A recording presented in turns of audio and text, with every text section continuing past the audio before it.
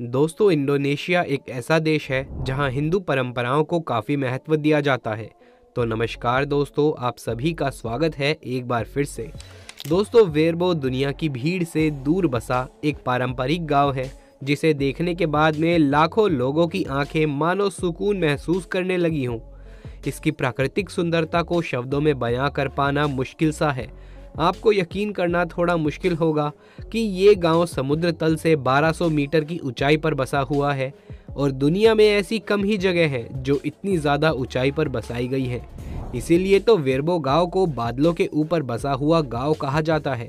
Indonesia कई द्वीपों से मिलकर बना देश है और उन्हीं में से एक द्वीपों की श्रृंखला है फ्लोराइस आइलैंड, जो नुसा तिंगारा द्वीप समूह में आता है। साल 2012 27 अगस्त को यूनेस्को द्वारा इस गांव को इसकी परंपरा के अनुसार टॉप अवार्ड से बैंकॉक में सम्मानित किया गया था। इस गांव की सबसे मुख्य विशेषता है इनके अनोखे घर, जिन्हें ये लोग मबारू नियांग कहते हैं।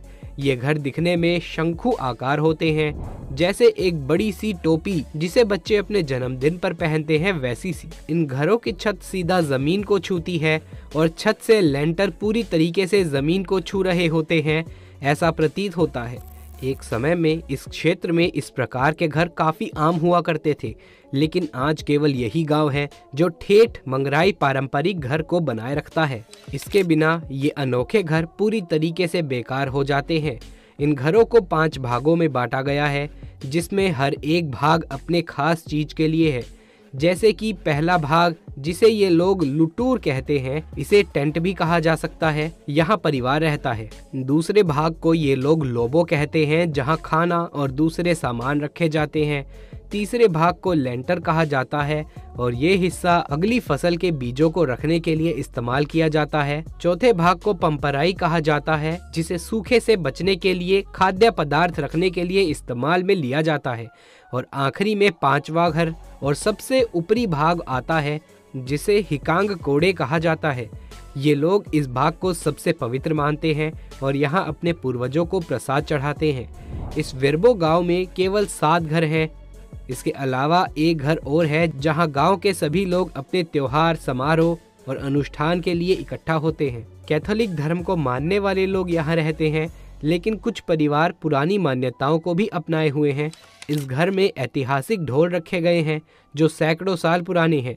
इस गांव के लोग पीने का पानी झरनों और पहाड़ों से उत्पन्न होने वाले पानी के रूप में करते हैं। इस गांव में कुल मिलाकर 44 लोग रहते हैं, जिनकी मुख्य रूप से आय कृषि है और ये लोग काफी लौंग और चेरी उगाते हैं। इस गांव की महिलाएं इन कामों में पूरे तरीके से सहयोग करती हैं। आज भी वेरबो गांव के लोग अपना जीवन पूर्वजों के सिद्धांतों पर जीने में ही यकीन करते हैं। यहाँ आपको कोई भी मशीन, मोबाइल, इंटरनेट, सड़क और गाड़ी नहीं देखने को मिलेगी। आज भी ये लोग सैकड़ों साल पहले के तरीके को अपनाए हुए हैं, प्रकृति के सहारे ही जीते हैं। गांव के लोग मक्का और कसावा खाना पसंद करते हैं, लेकिन गांव के आसपास वो कॉफी, वेनिला और दालचीनी के पौधे लगाते हैं, जिन्हें वो लगभग 15 किलोमीटर दूर स्थित बाजार में बेचते हैं, गांव से दूर। हालांकि हाल ही में वेरबो अंतर्राष्ट्रीय इको टूरिज्म उत्साही लोगों के लिए एक पर्यटन स्थल के रूप में लोकप्रियता में बढ़ गया और इससे गांव के आर्थिक कल्याण में वृद्धि हुई। वेरबो के लोग उन आगंतुकों का गर्म जोश से स्वागत करते हैं जो उनके गांव को देखना चाहते हैं और उनके सरल पारंपरिक जीवन का अनुभव करना चाहते हैं। कुछ सालों में जब बाहरी लोगों ने इस गांव के बारे में जाना तो वो यहाँ टूरिस्ट बनकर आए और कुछ दिन रहने के बाद में उनका कहना था कि इससे पहले कभी भी ऐसा उन्होंने अनुभव महसूस नहीं किया। शांति और प्राकृतिक सुंदरता के एहसास इससे बेहतर कभी भी नहीं हो सके। तो दोस्तों, मखाना आप सबने देखा होगा, ये आप सबके घर में होता है। ये कितना ताकतवर है ये तो हम सबको मालूम है, लेकिन क्या आपने कभी ये सोचा है कि आखिर मखाना बनता कैसे है?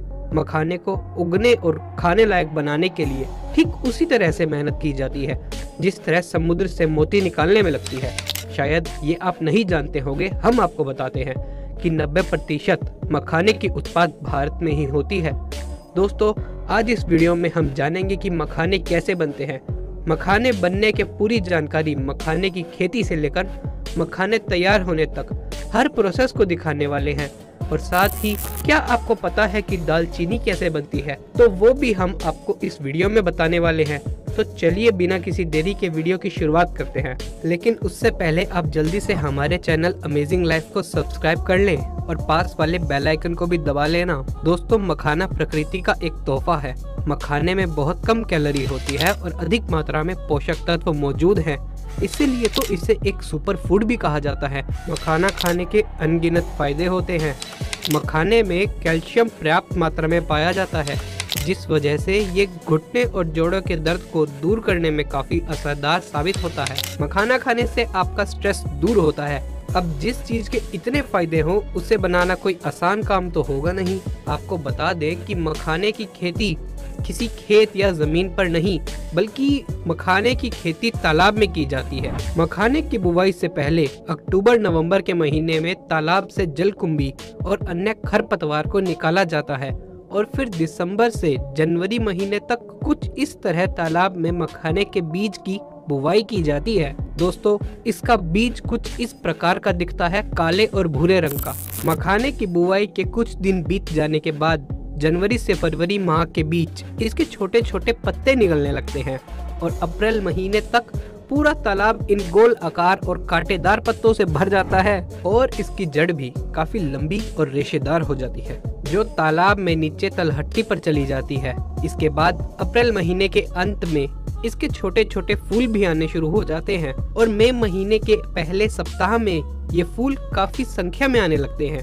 इस फूल का बैंगनी रंग होता है, जो कि काफी खूबसूरत दिखाई देता है। मई महीने के अंत से फल भी आना शुरू हो जाते हैं। मखाने का फल स्पंजी और काटीला होता है।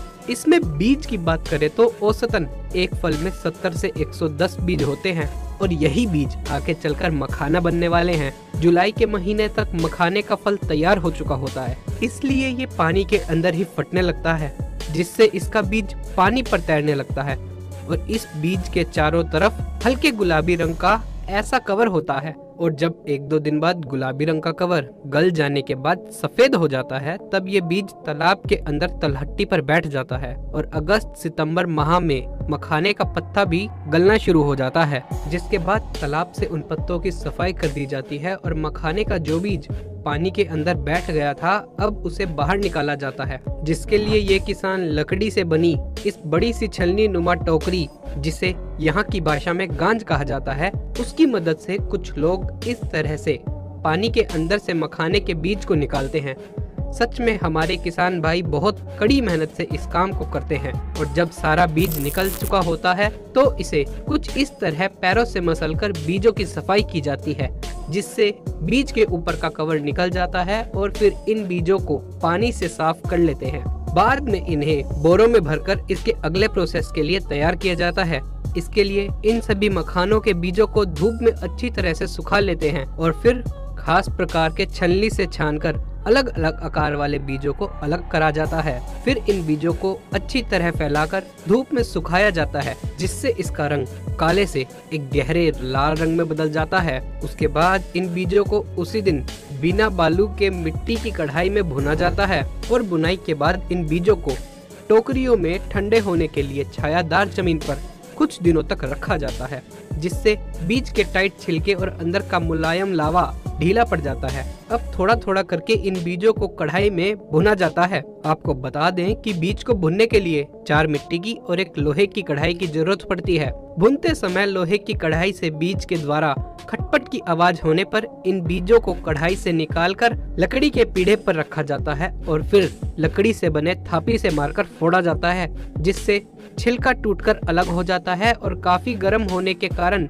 बीज लावे के रूप में फटकर बाहर छलक जाता है और यही लावा मखाना बन जाता है। और मखाने की पॉलिशिंग और अच्छे तरीके से छिलका इससे अलग करने के लिए इस मखाने के लावे को हथौड़े से पीटा जाता है। हैरान करने वाली बात तो ये है कि तैयार किए गए मखाने में केवल 33% मखाने ही उपयोग किए जाते हैं। दरअसल 67% मखाने के बीजों की ऊपरी परत निकालते समय जब उन्हें लकड़ी के हथौड़े से पीटा जाता है तो वहीं वो टूट जाते हैं और खाने लायक नहीं रहते। फिर बचे हुए मखाने को इस मशीन में डाला जाता है, जिससे निकलने के बाद एकदम दूधिया सफेद मखाने तैयार हो जाते हैं और फिर इन सभी को पैकेट में भरकर पैक कर देते हैं। तो कुछ इस तरीके से मखाने तैयार हो जाते हैं। दोस्तों हमें इतनी जानकारी इकट्ठी करने में काफी मेहनत लगती है। आशा करता हूँ आप वीडियो को लाइक जरूर करेंगे। आइए दोस्तों, अब जानते हैं दालचीनी के बनने के प्रोसेस के बारे में। भारत हमेशा से ही अपने मसालों के लिए प्रसिद्ध रहा है। विश्व भर में भारत के मसाले एक्सपोर्ट किए जाते हैं। इन्हीं मसालों में से एक खास गरम मसाला है दालचीनी, जिसे अंग्रेजी में सिनेमन कहते हैं।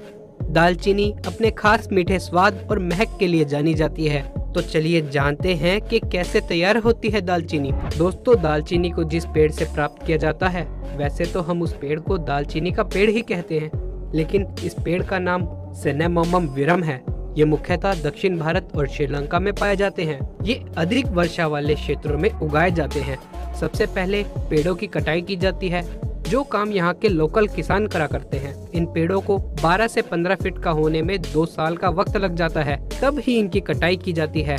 तब तक ये किसान दालचीनी के छोटे छोटे पौधों को उगाते रहते हैं। दालचीनी की टहनी की कटाई बेहद ही तेज धार वाले हथियार से की जाती है और इसके बाद इनकी लंबी लंबी डंठल बना ली जाती है। इसे इस तरह से कसकर गठरी जैसा बांध देते हैं। दोस्तों, फिर इसे ट्रक में लोड करके फैक्ट्री में ले जाया जाता है और यहाँ सबसे पहले इसे पानी से साफ कर लेते हैं।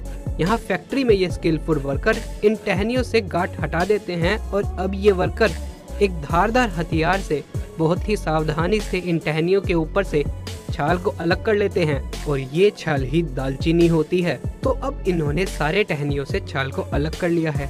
इन लंबे लंबे छाल के अंदर छोटे छोटे दालचीनी के टुकड़ों को डाल देते हैं और फिर सूखने के लिए इन्हें छत पर बनी हुई इन रस्सियों के सहारे रख देते हैं, ताकि ये अच्छी तरह से सूख जाएं। आपको बता दें कि दालचीनी को धूप में नहीं सुखाया जाता, बल्कि इसे छांव में सुखाया जाता है। इससे दालचीनी बेस्ट क्वालिटी की बनती है।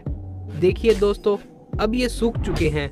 लोग साबुत दालचीनी तथा दालचीनी पाउडर दोनों का इस्तेमाल करते हैं, लेकिन साबुत दालचीनी की मांग काफी ज्यादा होती है, इसलिए फैक्ट्रीज में इनके टुकड़े कर इसे पैक कर दिया जाता है। दोस्तों, यहाँ पर आप देख सकते हैं कि दालचीनी पाउडर बनने का काम चल रहा है। अब इस पाउडर को इन छोटे छोटे पैकेट्स में पैक कर देते हैं, तो इस तरह से तैयार हो जाता है दालचीनी पाउडर। दोस्तों, हमें कमेंट्स में जरूर बताइएगा कि आपके यहाँ दालचीनी का क्या प्राइस है, और अगर आपको ये वीडियो अच्छी लगी हो तो इस वीडियो को लाइक जरूर कर देना और हमारे चैनल अमेजिंग लाइफ को भी सब्सक्राइब जरूर कर लीजिएगा। हम ऐसी इंटरेस्टिंग फैक्ट्स वाले वीडियो हमारे चैनल पर लाते रहते हैं, इसलिए हमारे चैनल को सब्सक्राइब करके बेल आइकन जरूर दबा लीजिएगा। धन्यवाद दोस्तों, फिर मिलेंगे किसी नई वीडियो में।